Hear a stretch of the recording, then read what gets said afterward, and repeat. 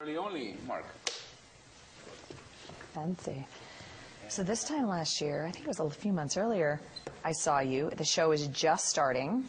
Yeah. And you guys were, it was just so new. So a year later, I think you guys won Teen Choice Awards. And I mean, you have so many fans. It's unbelievable. How's it feel? It's crazy. I can't believe it's been, what, a year and a half, almost 2 years since we started the show and since I read the script for the first time. And now it has a huge following. And yeah, we won a People's Choice Award last year and a bunch of Teen Choice Awards. And it's very surreal, but really awesome. But definitely surreal because we're shooting in Georgia and we feel like we're in this bubble. I always say this, we're in a bubble and we live in a bubble. And so it's kind of interesting and cool to see what's going on outside of the bubble. Well, when you get teens and tweens on board, that is where the markets are at right now. I mean, that's it. It's you know, true. You get that demo wrapped in, you got it. Yeah, exactly. So you're a huge tweeter, yeah, I'm a tweeter, I guess. We were just talking about just the social network aspect of everything, and when you do get a hit show, is that nice for you, or do you connect with the fans a lot? The Social Network, it was a great movie. They won the Golden Globe. Yeah, no, Twitter, yeah, it's very important. I think it's very important to be connected with the viewers and with your fans. And, I mean, we wouldn't be here if it wasn't for them. They're the ones who support us, and to hear their voices and be in touch with them really helps out a lot, because you get to know what they like, what they don't like, what bothers them, what impresses them, and it's almost like getting constructive criticism or getting positive feedback every now and then when you need it, and then choosing to ignore the things that you don't want to hear when they say that. I don't know. But Twitter's a really cool medium, and it really gives the fans a chance to get closer to the people that they admire and that they like their work, and so there's a lot of pluses for Twitter and for Facebook and for other things. I don't have Facebook, just setting the record straight, but I have Twitter, so. Let's talk about playing the two characters, and how has that been for you? Because they're very different, and you're very different when you play Catherine versus Lena. And talk to me about that and what you do to make it that just cool and different. Well, can you guess which one I'm playing right now? Who I am? Oh, I hope not Catherine. Because I'm interviewing you. Let me say Elena. Well, it's usually the superficial distinction is the curly hair and the tight clothes and the heels for Catherine versus like the Converse and the t-shirt and jeans and the straight hair, kind of laid back feel for Elena physically. And a lot of the time, believe it or not, the hair and makeup and the physical kind of the clothing, all that helps a lot for creating a character and feeling like a different person. And I learned that when I was doing theater and when I was doing scene study years ago when I was training. Every aspect really, really changes the way you walk, the way you talk. And as soon as I put those heels on, as soon as I look like this other person, I feel like another person.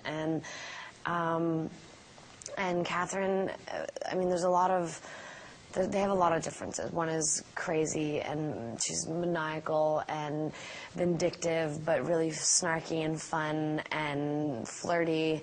And she's a confident 21st century woman.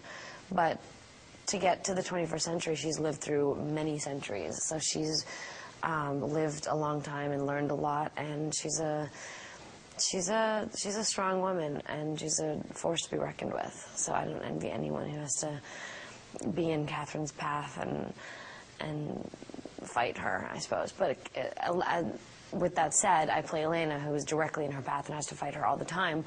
So I also think that Elena is a really strong kind of woman, and she's a lot closer to who I am in many ways, because she's just a regular girl, and she's, I mean, I think I might try to be sweet whenever I can,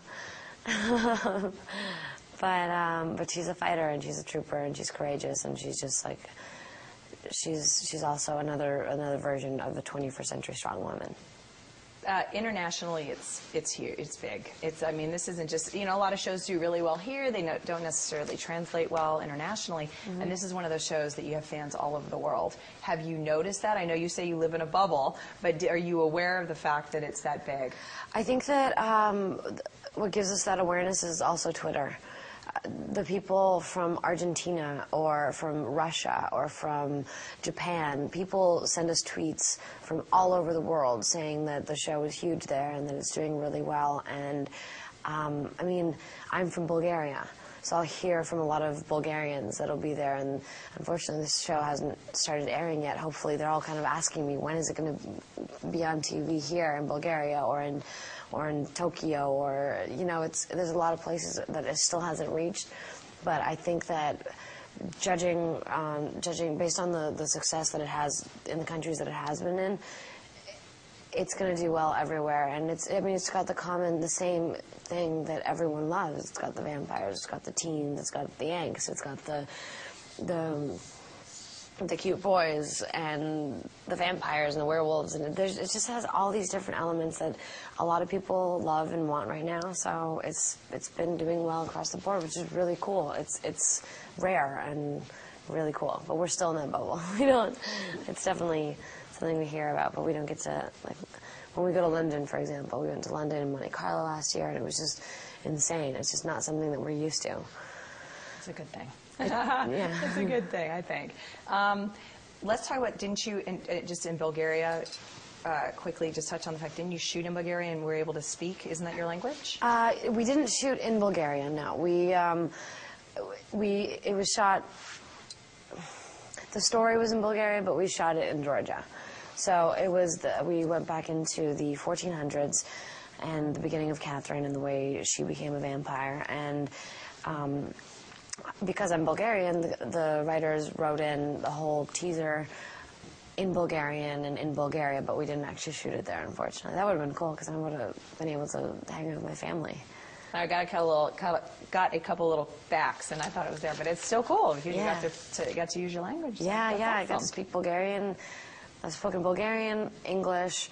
I've done a British accent, and I've done the two characters, and it's been.